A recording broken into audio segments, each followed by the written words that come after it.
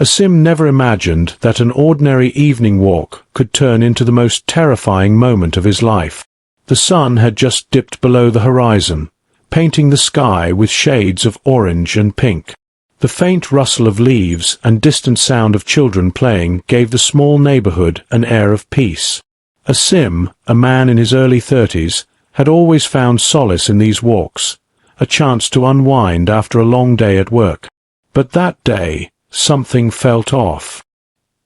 He had noticed it when he turned onto the quieter street near the old playground.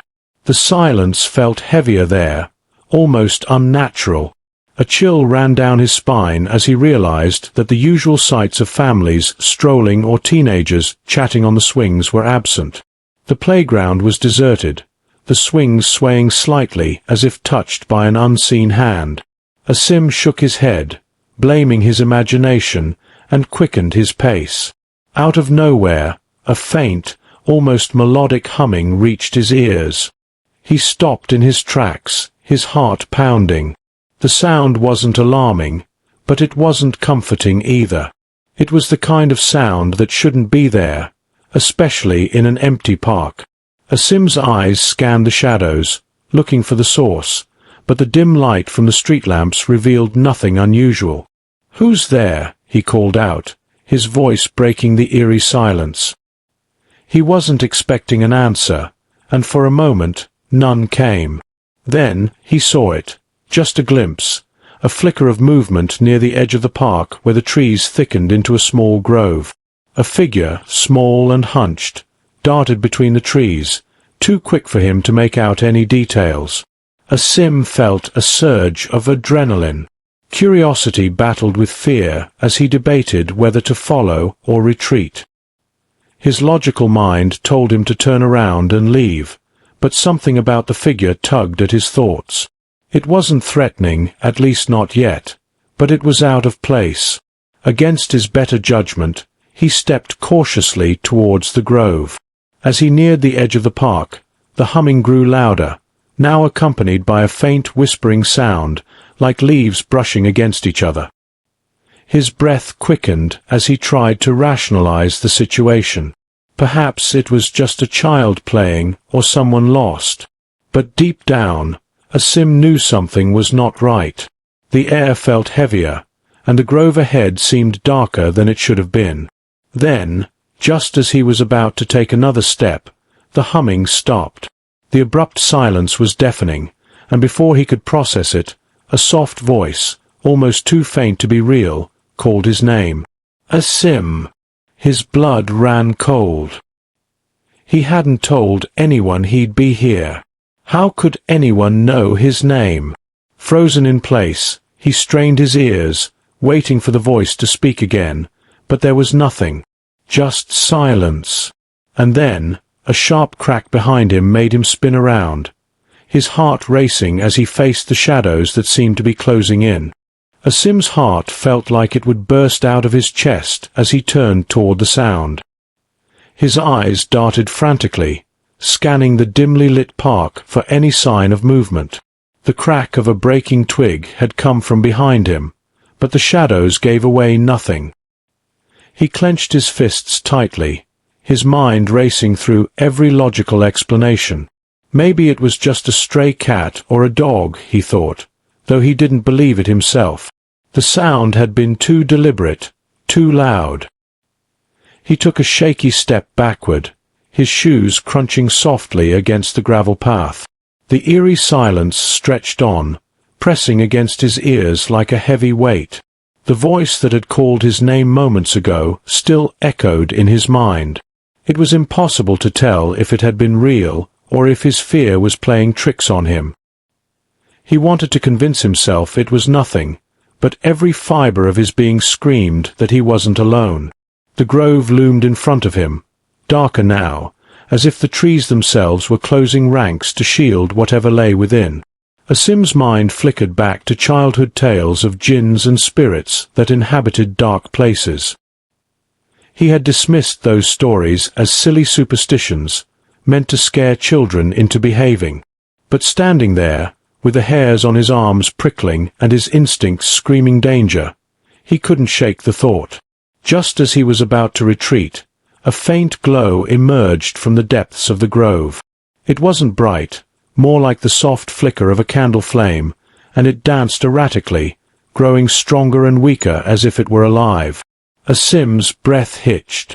The logical part of his brain urged him to turn and leave, but something about the light was hypnotic.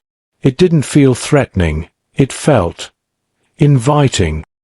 He took a hesitant step forward, then another.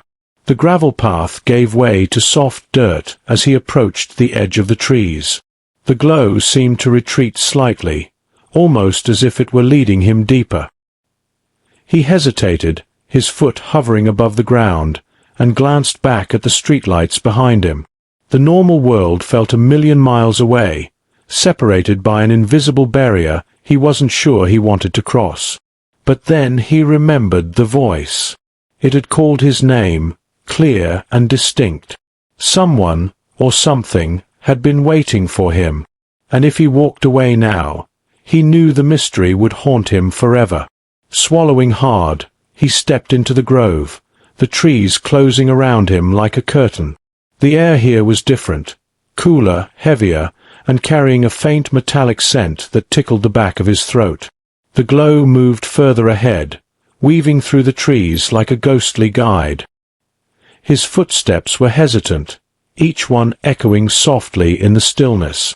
Asim's thoughts raced, trying to make sense of everything. Could it be someone playing a prank? A child with a flashlight? But who would be out here alone at this hour, in such an isolated spot? He shook his head, trying to stay focused. The glow was his only lead, and despite the gnawing fear in his stomach, he couldn't bring himself to turn back. Then, the light suddenly stopped. It hovered, pulsating gently, at the base of a large tree. Asim froze, unsure of what to do. The tree itself seemed ancient, its roots twisting like veins across the forest floor. The glow illuminated something nestled among the roots, something small and shiny. He squinted, trying to make it out from a distance, but it was too dark. Gathering what little courage he had left, he crept closer, each step feeling heavier than the last. The metallic scent grew stronger, almost overwhelming, and his hands trembled as he reached out toward the object. His fingers brushed against something cold and smooth, and in that instant, the glow vanished, plunging the grove into darkness. Asim gasped, stumbling backward, his heart pounding so loudly, he thought it might drown out the sudden rush of whispers that erupted all around him. Dozens of voices, soft and insistent, murmured in a language he didn't recognize, their tones rising and falling like a chilling melody. And then, clear and distinct above the whispers, the voice came again. "Asim, you shouldn't have come." Asim stood frozen, the whispers swirling around him like an unseen storm. His mind screamed for him to run, but his legs refused to move. The words weren't clear, just fragments of sound, but the tone was unmistakable, warning, pleading, even anger. He clutched the object tightly in his hand, its icy surface sending a chill through his skin. The weight of it felt unnatural, as if it carried more than just its physical mass. The voice came again, low and deliberate, slicing through the cacophony of whispers. "You were warned." Asim's breath came in shallow gasps, his chest tightening as if the air itself had turned against him. His fingers fumbled to open his hand, desperate to drop whatever he had picked up, but his grip felt locked, as though his body refused to obey. The darkness around him seemed alive, the trees leaning closer, their shadows stretching unnaturally. "Who's there?" he shouted, his voice cracking. The sound echoed through the grove, but there was no answer, just the oppressive silence that followed. Then, without warning, a gust of cold wind blew through the trees, carrying the metallic scent with it. It felt suffocating, wrapping around him like an invisible shroud. Asim's thoughts raced. What had he stumbled into? He had heard stories about this grove, the kind people whispered about in hushed tones. Some said it was cursed, that those who ventured too deep never returned. Others spoke of strange lights and eerie sounds, but he had always dismissed them as local myths, the kind of tales meant to keep children out of trouble. Now, standing in the heart of it, he wasn't so sure. The object in his hand began to grow warmer, the coldness replaced by a faint, pulsating heat.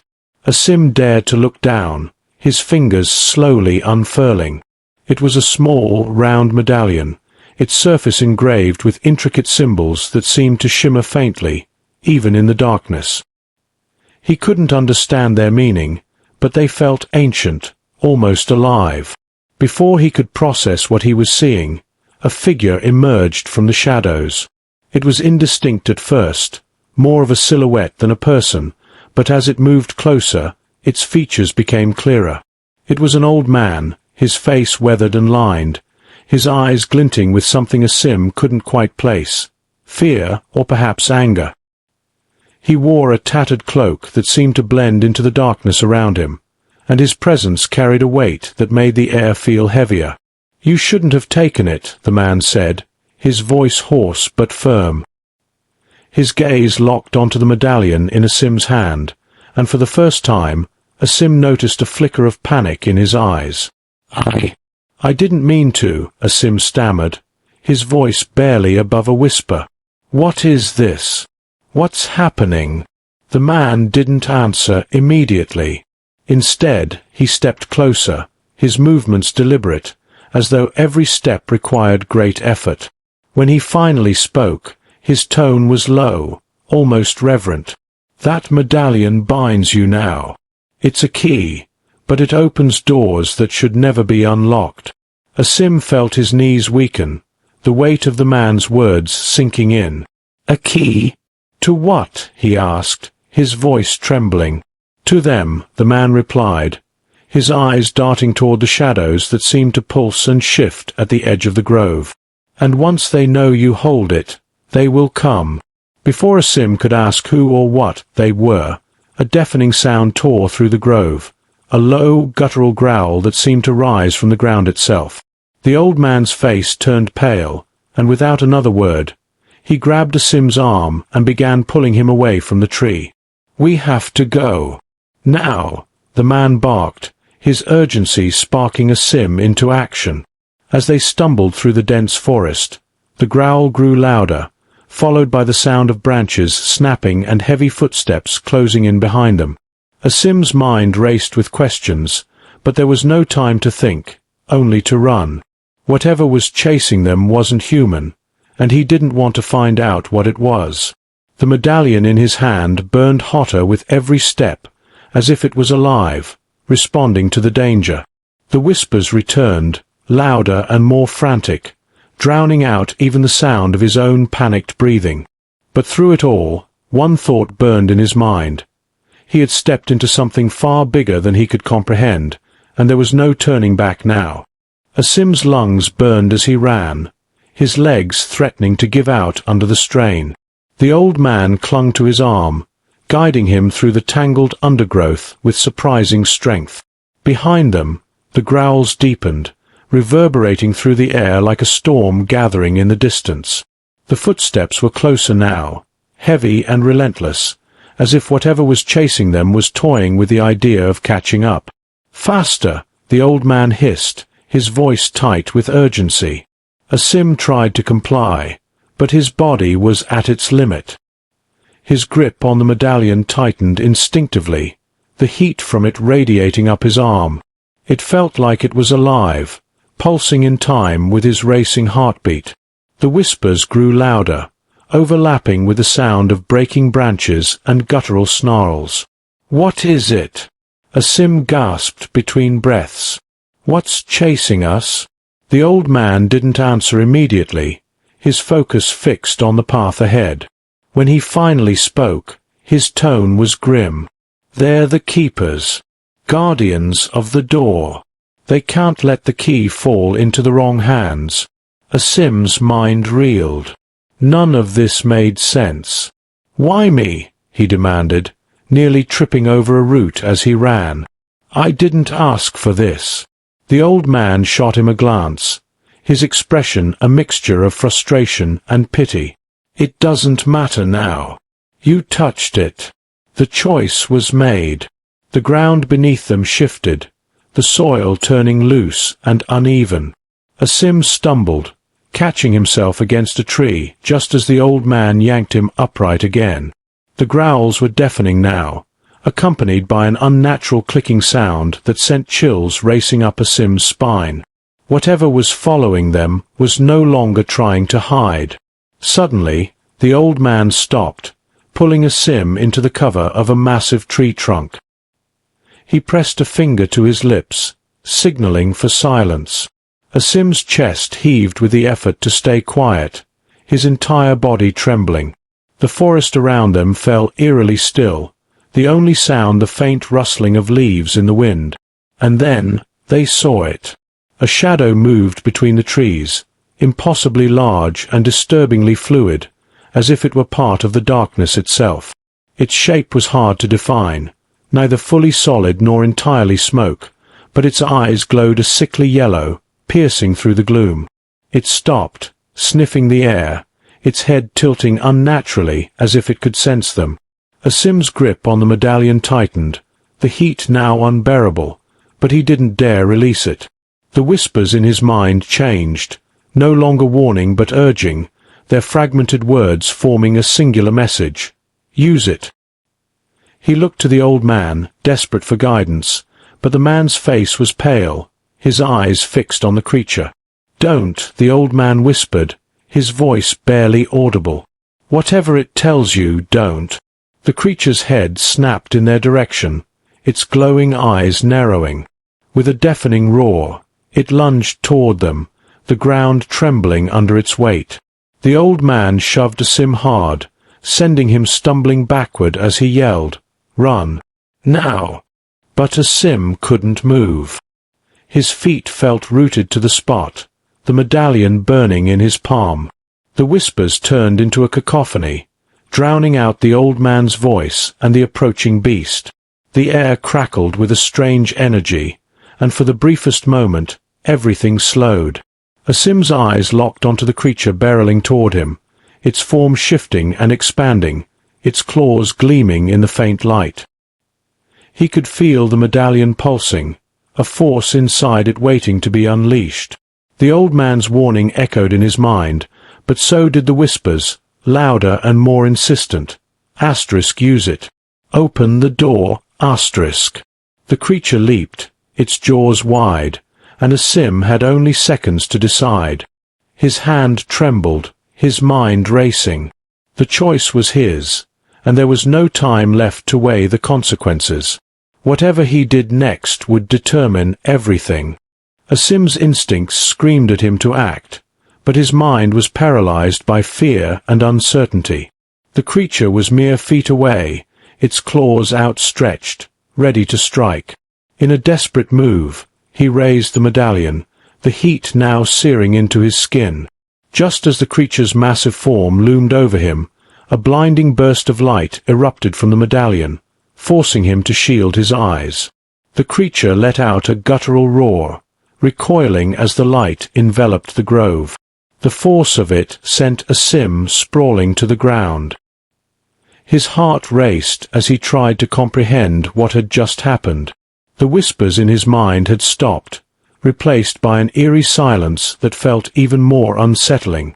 The old man rushed to Asim's side, his face etched with a mixture of relief and panic. "You shouldn't have done that," he hissed, yanking Asim to his feet.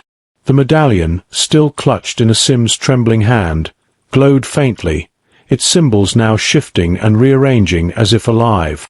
"What was I supposed to do?" Asim shot back, his voice cracking. "It was going to kill us." The old man didn't respond immediately, his gaze fixed on the creature, which now writhed on the ground, its form flickering between solid and shadow. "You've made it worse," he muttered, almost to himself. Asim's confusion deepened. "What do you mean?" "It's down. We have a chance to get out of here." But the old man shook his head, his expression grim. "It's not just one of them anymore. You've woken the others." Asim barely had time to process his words before the ground beneath them began to shake violently. The trees around them creaked and groaned, their roots pulling free from the earth as if trying to escape. From the shadows, more glowing eyes appeared, dozens of them, maybe more. Each pair carried the same unnatural yellow hue, and the growls that followed were low and menacing, reverberating through the grove like an approaching storm. Asim's chest tightened as the realization hit him. The medallion hadn't stopped the danger. It had unleashed something far worse. "What are they?" he whispered, his voice barely audible. "The Guardians," the old man said, his voice trembling. "They're not just protecting the door. They're protecting what's behind it." Asim glanced at the medallion, its faint glow now pulsating faster, almost as if it were reacting to the presence of the other creatures. "What's behind the door?" he demanded, his voice rising in desperation. The old man hesitated, his eyes darting toward the growing swarm of glowing eyes in the shadows. "A power that shouldn't exist," he finally admitted. "Something so dangerous that it was locked away centuries ago. And now, thanks to you, they think you're trying to release it." Asim felt his knees go weak. "I don't want to release anything," he shouted. "I didn't ask for this." "They don't care," the old man said flatly. "You hold the key. That's all that matters to them." Before Asim could respond, the medallion pulsed again, sending a ripple of energy through the air. The creatures recoiled slightly, their growls growing louder as they encircled the pair. The old man's expression hardened. "You've only got one choice now," he said, grabbing Asim's shoulder. "We run, and we pray they don't catch us." Asim opened his mouth to argue, but the ground split open behind them with a deafening crack, a chasm forming where the largest of the creatures had fallen. From its depths, a glowing red light began to seep out, casting an ominous glow over the grove. The creatures snarled and backed away from the chasm, their movements suddenly erratic, almost fearful. "What is that?" Asim asked, his voice barely above a whisper. The old man didn't answer. His face was pale, his eyes fixed on the chasm as if staring into the very depths of a nightmare. "It's too late," he muttered, his voice trembling. "The door isn't just opening. It's breaking." Asim's stomach dropped. The whispers returned, louder and more chaotic than ever, their fragmented words now pleading. "Run. Hide. Stop it." The medallion grew heavier in his hand, its glow now matching the fiery red light from the chasm. He didn't know how, but he could feel it. Whatever was coming wasn't just dangerous. It was unstoppable. Asim's pulse pounded in his ears as the red glow from the chasm intensified, casting twisted shadows that seemed to writhe and claw at the air. The creatures surrounding them grew restless, their snarls deepening into guttural roars, yet none dared approach the widening fissure. Asim turned to the old man, his voice trembling. "If the door is breaking, how do we stop it? There has to be a way." The old man's gaze remained fixed on the chasm. His hands trembled as he finally spoke, his voice hollow. "Stopping it requires a sacrifice. The key must return to the void, and the one holding it must go with it." Asim's stomach churned. "You're saying I have to?" His voice trailed off, the weight of the man's words sinking in. The medallion in his hand felt heavier, its pulsating heat almost unbearable now. The whispers in his head shifted, growing clearer, their fragmented warnings now pleading with a singular urgency. End it. Save them, The chasm split further, and a monstrous roar erupted from its depths, louder and more menacing than anything Asim had heard before. The air grew thick, suffused with an energy that made every hair on his body stand on end. A massive, shadowy form began to rise from the fissure, its glowing red eyes filled with malice and power. The creatures around it scattered, their once fearsome presence reduced to insignificance. "You don't have a choice," the old man said, his voice firmer now. "If that thing gets out, it'll consume everything." Asim's mind raced. He had never asked for this, any of it. He had stumbled into the grove out of curiosity, picked up the medallion without understanding what it was, and now he was being asked to give everything to stop a force he couldn't even comprehend. But as he looked at the rising shadow, the reality hit him. If he didn't act, there would be nothing left to save. Taking a deep breath, Asim stepped toward the chasm. The heat from the medallion surged through his body, and the whispers grew louder, their tone shifting to something almost reassuring. The old man grabbed his arm, desperation in his eyes. "You can still run. We might find another way." Asim shook his head. "There's no time. You said it yourself." With trembling hands, he raised the medallion, its glow now brighter than ever, casting a blinding light across the grove. The shadowy form recoiled, letting out a deafening roar that shook the ground. Asim took another step forward, the edge of the chasm crumbling beneath his feet. The whispers in his mind reached a crescendo, their words clear now. "You are the key." Before he could second-guess his decision, Asim threw the medallion into the chasm. The light from it exploded outward, engulfing the shadow in a wave of brilliance. The roar of the creature was drowned out as the fissure began to collapse, pulling the shadow and its fiery glow back into the earth. For a moment, everything was silent. The grove, once alive with unnatural energy, now stood still. Asim staggered backward, his knees giving way as he fell to the ground. He expected to feel relief, but instead, a strange emptiness filled him. The medallion was gone, and with it, the oppressive whispers. Yet something didn't feel right. The old man approached cautiously, his face a mixture of exhaustion and unease. "You did it," he said, his voice barely above a whisper. "You stopped it." But as the words left his mouth, the ground beneath Asim began to glow faintly, not red this time, but an eerie white light. His eyes widened in horror as the whispers returned, louder and more insistent. "The key is broken, but the door remains." Asim looked at the old man, his voice shaking. "What does it mean? I thought it was over." The old man's face paled as he stepped back. The door. It wasn't just holding that thing. It's holding everything. Before Asim could respond, the light beneath him surged, and the ground gave way once more, pulling him into the void below. His final thought was not of fear, but of the unanswered question that would haunt the world above. What else lies behind the door? The light swallowed Asim whole, leaving the grove silent and still. The old man stood frozen, his gaze fixed on the place where Asim had vanished. The faint glow from the ground slowly faded, leaving only the faint marks of the fissure, now sealed as if it had never been. The air grew lighter, the oppressive energy that had hung over the grove dissipating like a receding storm. Yet, the unease in the old man's heart did not fade. For a long time, the forest was quiet. The creatures that had prowled the edges of the grove were gone, their presence erased as if they had never existed. The old man knelt at the edge of the faint scar in the earth, his weathered hands trembling. "It's done," he murmured to himself, though the words felt hollow.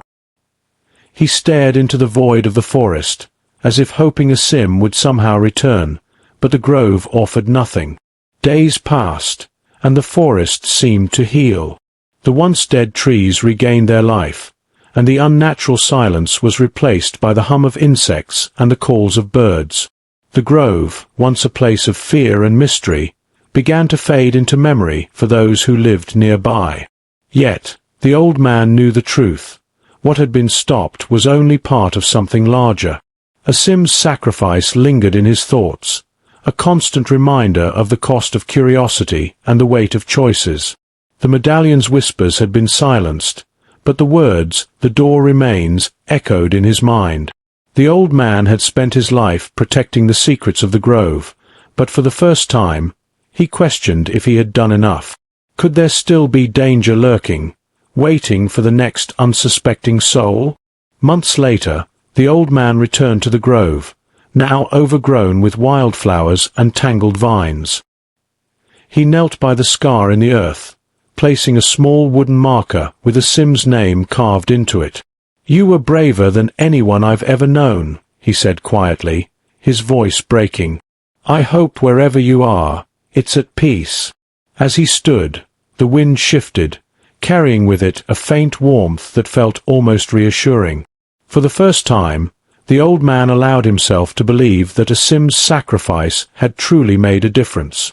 The forest had returned to its natural state, and though the memory of that night would never leave him, he felt a small glimmer of hope. Back in the village, whispers of the grove faded over time, reduced to folklore and old stories. Few remembered the young man who had entered the forest that night, and even fewer understood the weight of what he had done. But for the old man, Asim's story remained alive, a reminder that even in the face of overwhelming darkness, there is light to be found in courage and sacrifice. As the years passed, the grove became a place of quiet reflection. The old man, now grey and bent with age, often visited the marker, speaking softly as if Asim could hear him. And though he never truly stopped wondering what lay behind the door, he found peace in the thought that some mysteries are meant to stay hidden. For now, the world was safe, and that was enough.